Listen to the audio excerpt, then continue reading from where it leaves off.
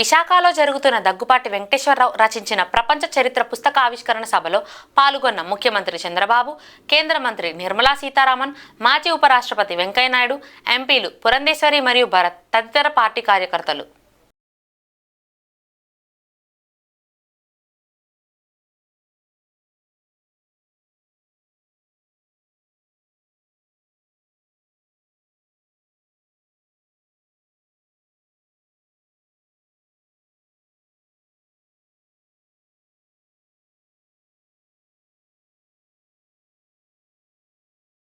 చంద్రబాబు నాయుడు మరి రావడం అనేది మా ఇద్దరికి వైరం ఉంది, అది ఇది అని చెప్తూ ఉంటారు.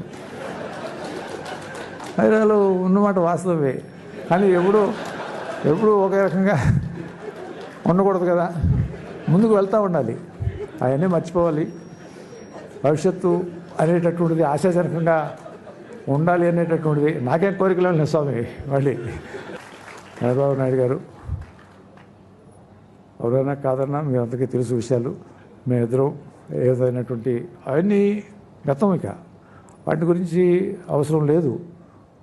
మంచి జరగాలి, మంచిగా ఉండాలి, అందరితో బాగుండాలి, అందరూ బాగుండాలి అని కోరుకుంటూ ఆయన చేసేటటువంటి ఆ కృషికి నేను అభినందనలు, మనస్ఫూర్తిగా సంతోషాన్ని వ్యక్తం చేస్తూ ఎటువంటి విషయాలు పెట్టుకోకూడదు అనేటటువంటిది నా యొక్క మనస్ఫూర్తిగా ఈ సందర్భంగా తెలియజేసుకుంటూ, ఇదివరకు పుస్తకంలో రాసినటువంటి విషయాలు ఉండవచ్చు, కానీ గతం అదంతా. ఇక ఇవాళ మనం దాని గురించి అవసరం లేదు.